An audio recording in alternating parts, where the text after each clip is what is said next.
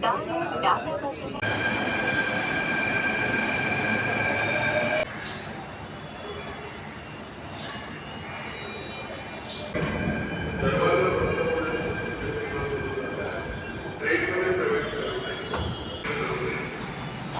प्रवासासाठी आपले सैनिक कपडे व सामानाची काळजी घ्या. दरवाजा बंद होने वाले तो ट्रेन में प्रवेश न करें.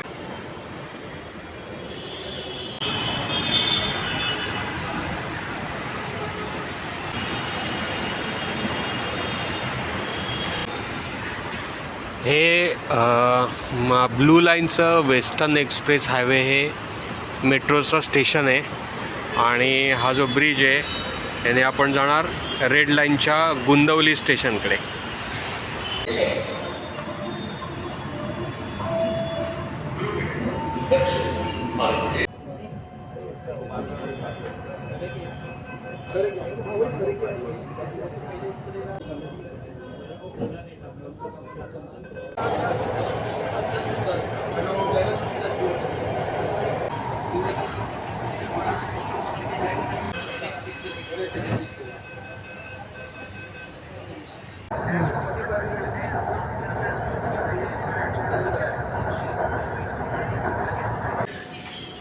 चालेल नो प्रॉब्लेम.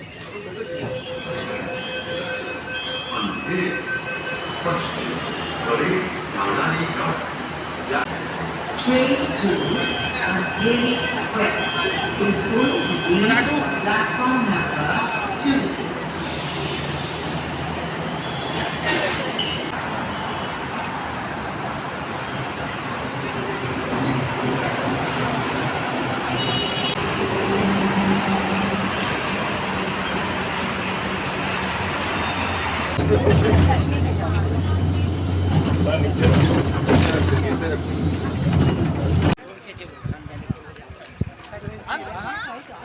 नमस्कार, माझं नाव विनय आणि माझ्या नव्या कोऱ्या यूट्यूब चॅनलमध्ये तुमचं स्वागत आहे.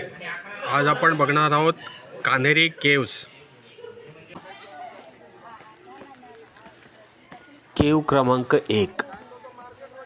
कान्हेरी केव कॉम्प्लेक्समध्ये प्रवेश केल्यानंतर आपल्याला सर्वप्रथम दिसतात त्या केव्ज म्हणजे केव्ज 1, 2, 3 आणि 4. केव 1 ची रचना केव 3 सारखीच आहे, परंतु ही केव अर्धवटपणे कोरून सोडून दिलेली केव आहे.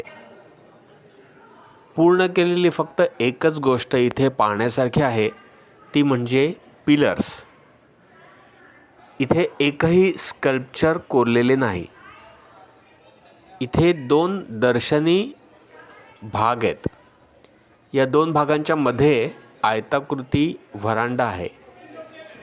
चैत्य विंडो कोरली आहे. कोर्टयार्डमध्ये पिलर्स कोरलेले आहेत. हे पिलर आणि लोणाड, मागाठणे आणि जोगेश्वरी केव्समधले पिलर यांच्यामध्ये एक लिंक आहे. This pillar has a fluted circular cushion capital with a fluted base. 1/3 portion of the pillar from the base is square. Above the square base of the pillar, there is a 16-sided band that is bounded by octagonal bands above and below it. A 16-sided shaft leads to the cushion capital with an inverted curve.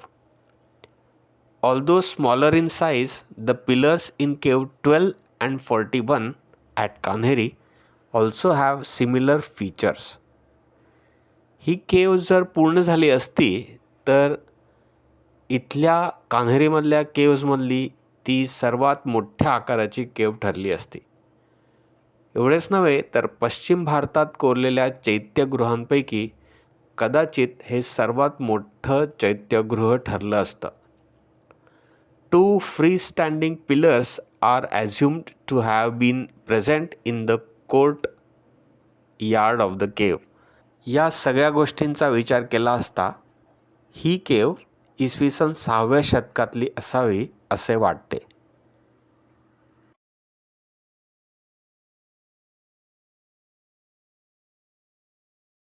अशा तऱ्हेने कान्हेरी केव्हशी संबंधित हा vlog मी इथेच संपवतो आहे. माझं channel आवडलं असेल तर माझ्या चॅनलला लाईक करा, शेअर करा, सबस्क्राईब करा, कॉमेंट करा. परत भेटू पुन्हा एका नवीन व्लॉगमध्ये. तोपर्यंत बाय बाय, टेक केअर.